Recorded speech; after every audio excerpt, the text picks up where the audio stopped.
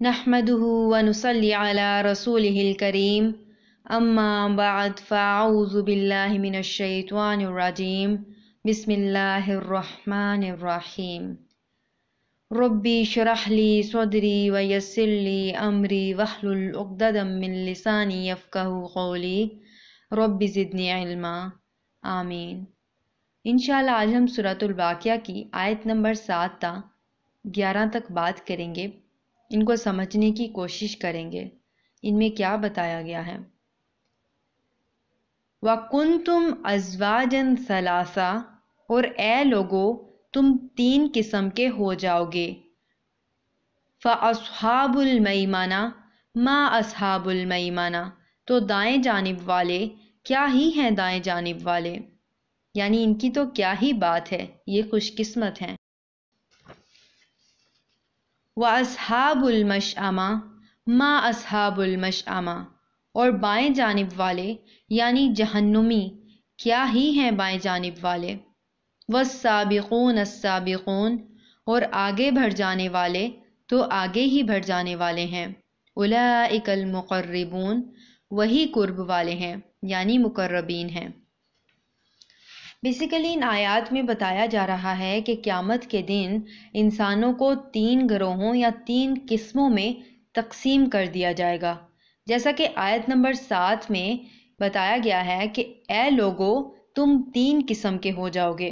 यहाँ पर 3 अक़साम का जिक्र है कि लोग जो हैं वो 3 किस्म के हो जाएंगे। उसके बाद आयत नंबर 8, 9 और 10 में उन ग्रोहों का बताया गया है कि वो 3 ग्रोह कौन से होंगे जिनमें उनको तकसीम किया जाएगा। इन ग्रोहों को हम पढ़ते हैं। सबसे पहला ग्रोह अस्हाबुल मैमाना, फिर दूसरा ग्रोह अस्हाबुल मशअमा और तीसरा ग्रोह साबिकून या मुक़र्रबीन। सबसे पहले तो ये समझना नहायत ज़रूरी है कि इंसानों की ये गिरोहबंदी किस बुनियाद पर होगी। फॉर एग्ज़ाम्पल जैसे हम दुनिया में हमारे यहाँ क्लासेस पाई जाती हैं या स्टैंडर्ड्स पाए जाते हैं तो वो किस बुनियाद पर होते हैं? मालो दौलत की बुनियाद पर, या फिर इल्म वगैरह की बुनियाद पर, जैसे 3rd क्लास जैसे सेक्शंस बनाए जाते हैं ABCD, तो ये इसी बुनियाद पर बनाए जाते हैं ना, जो बच्चा ज़्यादा लाइक होता है IQ लेवल पर, तो ये सारी बुनियादों पर। और मालो दौलत की बुनियाद पर भी बनाए जाते हैं, upper class, middle class, lower class या 3rd क्लास, ये सारे मादी चीज़ों की बुनियाद पर तकसीम होती है। अब हैरत की बात यह है कि हम इस हकीर सी दुनिया में हकीर सी चीज़ों की बुनियाद पर आला और कमतर दर्जे बना देते हैं, लेकिन हम ये भूल जाते हैं और हम ये सोचते हैं कि आखिरत में जो कि अबदी है, हमेशा रहने वाली है और वहाँ पे हकीकी कामयाबी होगी, हकीकी नाकामी होगी, तो वहाँ पर हम सब बराबर हो जाएंगे। हमें ऐसा क्यों लगता है? अगर हमें ऐसा लगता है, बल्कि हमें ऐसा ही लगता है, तो ये हमारी जो सोच है ये गलत है। ये कतन ही ऐसा नहीं होगा। वहाँ पर भी तकसीम होगी, मगर वहाँ पर जो तकसीम होगी वो दुनिया की तकसीम से मुख्तलिफ होगी। वहाँ की तकसीम की बुनियाद मालो दौलत नहीं होगी, वहाँ की तकसीम की बुनियाद ईमान और अमल होगा। समझ आई मेरी बात? इंशाल्लाह मुझे उम्मीद है कि अब आप लोग इतना समझ गए होंगे कि तकसीम की बुनियाद आपको समझ आ गई होगी। ठीक है, अब हम आगे इन तीनों किस्मों की तरफ बढ़ते हैं कि ये तीनों किस्में कौन, मतलब इनको समझते हैं। ठीक है, ये तीनों किस्में कौन सी हैं, इनमें कौन से लोग शामिल हैं।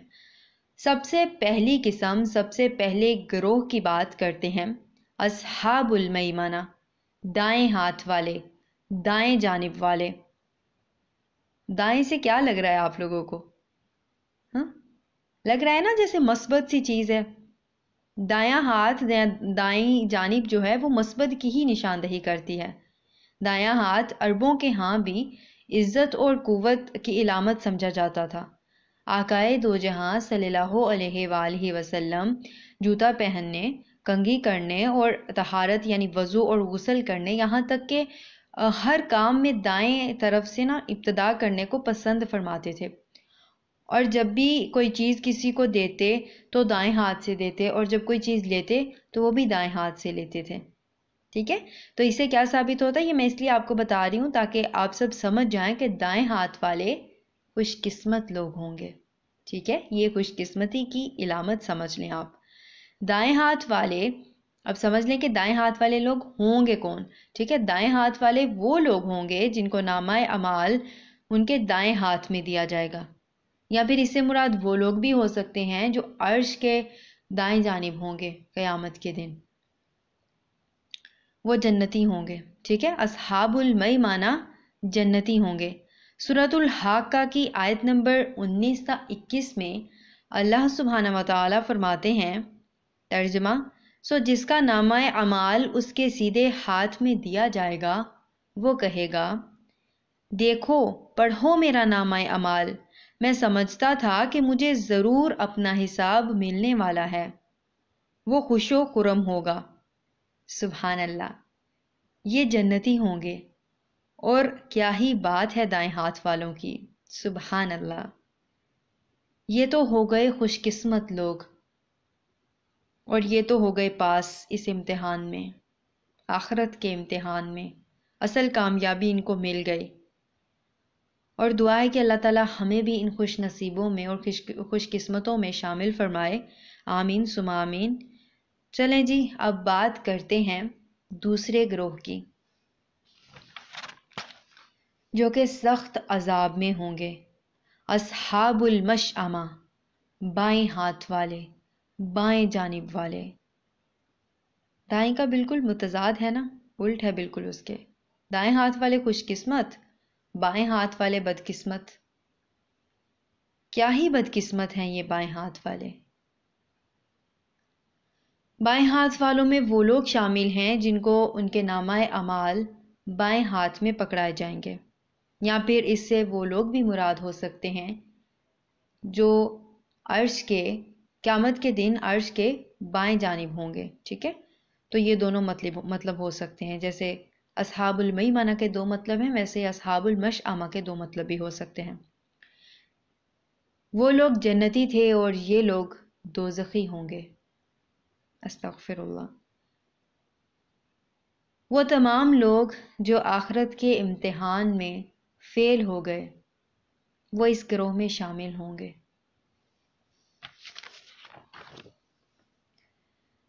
چاہے وہ کافر ہوں، چاہے منافق ہوں، چاہے مشرک، یعنی تمام جتنے بھی جہنمی ہیں نا، جتنے بھی دوزخی ہیں، وہ اس گروہ میں شامل ہوں گے بائیں ہاتھ والے میں. ٹھیک ہے، جو فیل ہو گئے وہ سارے اس گروہ کے ہیں. سورۃ الحاقہ کی آیت نمبر 25 تا 29 میں بائیں ہاتھ والوں کا حال کچھ یوں بیان فرمایا گیا ہے، اور جس کا نامہ اعمال اس کے بائیں ہاتھ میں دیا جائے گا وہ کہے گا، کاش میرا نامہ اعمال مجھے نہ دیا جاتا اور میں نہ جانتا کہ میرا حساب کیا ہے. کاش جو موت دنیا میں مجھے آئی تھی وہ آخری ہوتی. آج میرا مال میرے کچھ کام نہ آیا، میرا سارا اثر و رسوخ ختم ہو گیا. استغفر اللہ. مال کچھ کام نہیں آنے والا وہاں پہ. یہاں کی ڈگریاں وہاں کام نہیں آنے والی. دنیا کی تعلیم، دنیا کا مال یہیں رہ جانا ہے، کوئی ڈگری ساتھ نہیں جانی. اللہ تعالیٰ ہمیں ایسی ندامت اور ایسے سخت عذاب سے بچائے اور اپنی رحمت میں داخل فرمائے. آمین. اور ہمارے دشمنوں کو بھی، اللہ ہمارے دشمنوں کو بھی اصحاب المشأمہ میں شامل نہ فرمائے. آمین. چلیں جی، اب چلتے ہیں تیسرے گروہ کی جانب جو کہ سابقین کا ہے. سابقین وہ نیکیوں میں سبقت لے جانے والے لوگ تھے جو ہر نیک کام میں آگے بڑھ کر اپنا حصہ ڈالتے، ہر نیکی کرنے میں جلدی کرتے تھے. سابقین سبقت لے جانے والے مقربین ہیں. سابقین میں وہ لوگ شامل ہوں گے جو حق کو دیکھ کر، حق کو سن کر اس کو فوراً قبول کر لیتے تھے. ٹھیک ہے، ہر امت کے پہلے طبقہ کے لوگ تعداد میں سابقین کی تعداد میں یا مقربین کی تعداد میں زیادہ ہوں گے، یعنی تعداد کے لحاظ سے مقربین میں زیادہ ہوں گے۔ فار ایگزامپل جو حضرت محمد صلی اللہ علیہ وآلہ وسلم کے دور کے لوگ تھے وہ مقربین میں زیادہ شامل ہوں گے، ٹھیک ہے، وہ زیادہ تعداد میں ہوں گے، کیونکہ جیسے جیسے بعد میں وقت گزرتا جاتا ہے تو ایمان لوگوں کا کمزور ہوتا جاتا ہے، تو جو ایمان تب ہوتا ہے جب ان کے اندر نبی موجود ہوتے ہیں، پیغمبر موجود ہوتے ہیں، تو وہ ایمان لوگوں کا پیغمبر کے جانے کے بعد نہیں رہتا ہے، وہ کم ہوتا رہتا ہے۔ تو اسی لیے پہلے صحابہ کرام آئیں گے، پھر اس کے بعد تابعین، یہ اولین اور آخرین میں آتے ہیں، تو ان کی تفصیل آگے ہے، یہ ابھی اس کانٹیکسٹ میں نہیں ہے، ابھی ہم صرف سابقین کی بات کر رہے ہیں، ٹھیک ہے، جو سبقت لے جانے والے ہیں، جو نیکیوں میں آگے بڑھنے والے ہیں، ٹھیک ہے۔ تو یہاں پر یہ ایک لائن میں نے ایڈ کی تھی، تو میں نے سوچا چلو اس کی تھوڑی سی میں آپ کو تفسیر مطلب اس کی وضاحت کر دیتی ہوں۔ اب یاد رہے کہ مسلمان جو ہیں ان کو صرف نیکیاں کرنے کا حکم نہیں دیا گیا، بلکہ نیکیوں میں آگے بڑھنے کا حکم بھی دیا گیا ہے، ٹھیک ہے، جنت کی طرف سبقت لے جانے کا حکم بھی دیا گیا ہے۔ سورۃ آل عمران آیت نمبر 133 میں اللہ سبحانہ و تعالیٰ فرماتے ہیں، اللہ کی جنت اور بخشش کے لیے سبقت کرو۔ اس کے علاوہ سورۃ البقرہ کی آیت نمبر 148 میں بھی ارشاد باری تعالیٰ ہے، نیکی کے حصول میں جلدی کرو، ٹھیک ہے، سابقین یا مقربین چیف گیسٹ ہوں گے، تو ہمیں بھی نا نیکیوں میں جلدی کرنی چاہیے۔ آگے جو باتیں میں کرنے والی ہوں نا بڑی پیاری ہیں، وہ ذرا غور سے سنیے گا، ٹھیک ہے۔ سابقین یا مقربین جو ہوں گے وہ چیف گیسٹ ہوں گے۔ چیف گیسٹ پتہ ہے کیا ہوتا ہے؟ مہمان خصوصی، وہ مہمان خصوصی جنہوں نے نیکیاں کرنے میں سبقت حاصل کر لی تھی، جو آگے بڑھ بڑھ کر نیکیاں کرنے کی کوشش کرتے تھے، وہ اللہ کے ہاں قیامت کے دن چیف گیسٹ ہوں گے، مہمان خصوصی ہوں گے، اور اللہ تعالیٰ انہیں قیامت کے دن اپنا قرب نصیب فرمائے گا، وہ پسندیدہ لوگ ہوں گے اللہ سبحانہ و تعالیٰ کے۔ اور سابقین کے تو کیا ہی کہنے ہیں، ان کے لیے تو اللہ کے ہاں شاندار مہمان نوازی کا اہتمام ہوگا۔